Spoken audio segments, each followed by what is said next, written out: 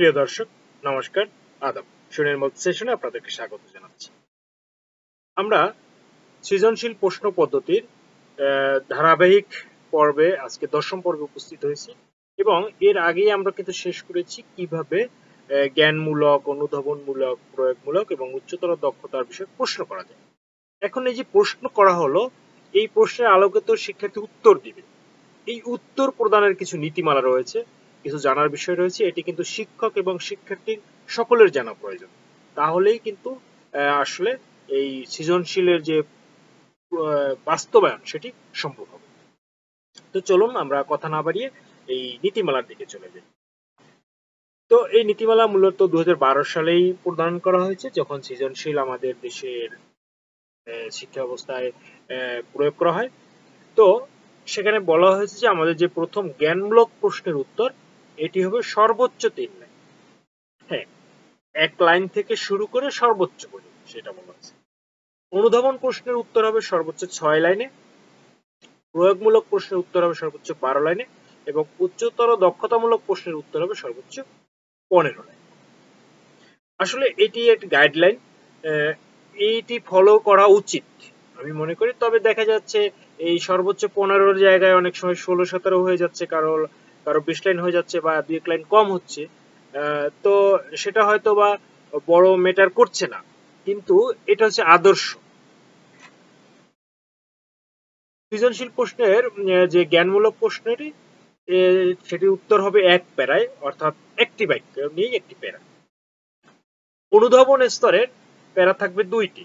এখানে প্রথম প্যারা থাকবে 1 বাক্যের এবং পরের প্যারাটি হবে 2 বা 3 বাক্যের, 2 থেকে 3 বাক্যের। প্রয়োগ স্তরের থাকবে 3টি প্যারা। প্রথম প্যারা 1 বাক্য, দ্বিতীয় প্যারাটি থাকবে 3 থেকে 4 বাক্যের এবং তৃতীয় প্যারাটি হবে 7 থেকে 8 বাক্য। এবং উচ্চতর দক্ষতা স্তরে থাকবে 4টি প্যারা অ্যান্সার করার ক্ষেত্রে। প্রথম প্যারা 1 বাক্যের, দ্বিতীয় প্যারা 2 থেকে 3 বাক্য, তৃতীয় প্যারা 4 থেকে 5 বাক্য এবং চতুর্থ প্যারাটি হবে 7 থেকে 8টি বাক্য। এইভাবে আসলে এই প্যারায় প্যারায় ভাগ করে যদি লেখা হয় তাহলে দেখতেও সুন্দর হবে এবং স্ট্যান্ডার্ড। ঠিক আছে, এখন এই যে জ্ঞানমূলক প্রশ্ন, এর উত্তর একটি পূর্ণ বাক্যে লিখতে হবে। আমরা অনেক সময় একটি শব্দে প্রয়োগ করার চেষ্টা করি, কিন্তু শব্দটির পরিবর্তে যদি পূর্ণ বাক্য লেখা যায়, যে যদি এমন প্রশ্ন আমি আগেও আপনাদেরকে বলেছিলাম যে কি, কয় রশ্মিকার, হ্যাঁ বা না দিয়ে অ্যান্সার করা যায়, বাট আপনাকে এটি একটি পূর্ণ বাক্য লিখলে সুন্দর হবে।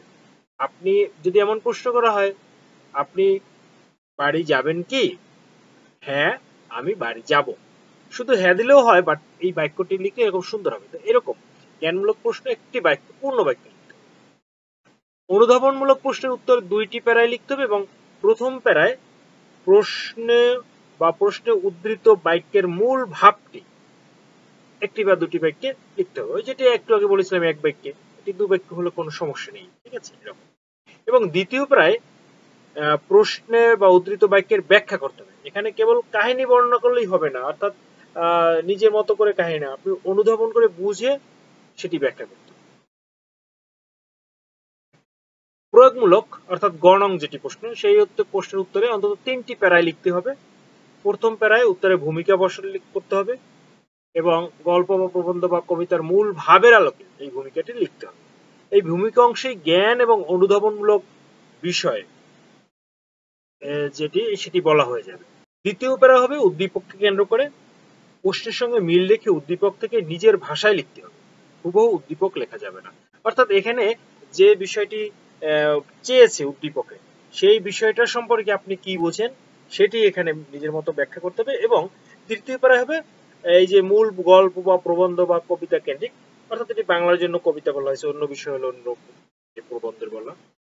এই প্যারাটি গ নং প্রশ্নের উত্তরে প্রধান প্যারা। মূলত এখান এই শেষ প্যারাটাই বুঝাতে হবে উদ্দীপকের সাথে তথ্য নিয়ে আপনি কি প্রয়োগ করতে পারতেছেন নতুন পরিস্থিতিতে। ঠিক আছে, এটি আপনার দেখা যাবে। সৃজনশীল প্রশ্নের যে ঘ নম্বর, যেটি উচ্চতর দক্ষতামূলক প্রশ্ন যাচাই করা হয়, সেটি 4টি প্যারায় লিখতে হবে।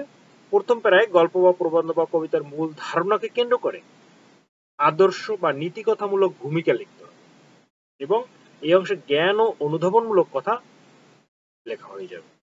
দ্বিতীয় প্যারায় উদ্দীপক ও প্রশ্নের সঙ্গে সামঞ্জস্য রেখে উদ্দীপকের ধারণা ব্যবহার করে লিখতে হবে, সরাসরি উদ্দীপক লেখা যাবে না। যেমন গয়ের জন্য যেভাবে লিখেছিলেন ঠিক সেভাবে আগাচ্ছেন। তৃতীয় প্যারায় মূল গল্প বা প্রবন্ধ বা কবিতার বিষয়বস্তু প্রশ্নের আলোকে বিশ্লেষণ করতে হবে, যদি বিশ্লেষণ চায় আর কি। কোনো মন্তব্য থাকলে তার তাৎপর্য বিশ্লেষণ করতে হবে। বিষয়বস্তু আলোচনা করে নিজস্ব মতামত দিতে হবে, নিজের মতামতের পক্ষে যুক্তি দেখাতে হবে। এবং চতুর্থ প্যারায় দ্বিতীয় ও তৃতীয় প্যারার বক্তব্যের সমন্বয় করে উপসংহারটা। আরেকটা বিষয় সবচেয়ে বেশি গুরুত্বপূর্ণ, সেটা হলো গ এবং ঘ এই প্রশ্নের পার্থক্য বিশেষভাবে খেয়াল রাখতে হবে, যেন একই কথার পুনরাবৃত্তি না হয়। অর্থাৎ আপনি গয়ে যা লিখলেন গয়ে এর পুরোটা লেখে পরে এই যে চতুর্থ প্যারায় যেটা বলা হচ্ছে ঘয়ের জন্য যে একটু সমন্বয় করে উপসংহার লিখলে হয়ে যাবে, সেটা কিন্তু না। গয়ের প্রশ্ন এবং ঘয়ের প্রশ্ন কিন্তু উত্তর দেখা যাবে সম্পূর্ণ আলাদাই হবে। তো প্রিয় দর্শক, এই বিষয়টি এইভাবে যদি আপনি মাথায় রেখে প্রশ্নের অ্যান্সার করেন, আপনি সঠিকভাবে উত্তর পূর্ণ হবে। তো আজকের পর্বে আজ আর নয়, পরবর্তী পর্বে আমরা এই প্রশ্নের উত্তরে যে মার্কস দিবেন অর্থাৎ নম্বর প্রদানের যে নীতিটি রয়েছে আমরা সেটি নিয়ে আলোচনা করব। সেটি দেখার আমন্ত্রণ রইল এবং আজকের পর্বটি আপনি শেয়ারের মাধ্যমে আপনার অন্যান্য শিক্ষার্থী, সহকর্মী বা অভিভাবক সকলকে জানার সুযোগ করে দিবেন এই প্রত্যাশা করছি। সেশনের সাথে থাকার জন্য ধন্যবাদ জানাচ্ছি এবং পরবর্তী ভিডিও দেখার আমন্ত্রণ জানিয়ে আজকের মতো বিদায় নিচ্ছি। শুভ বিদায়।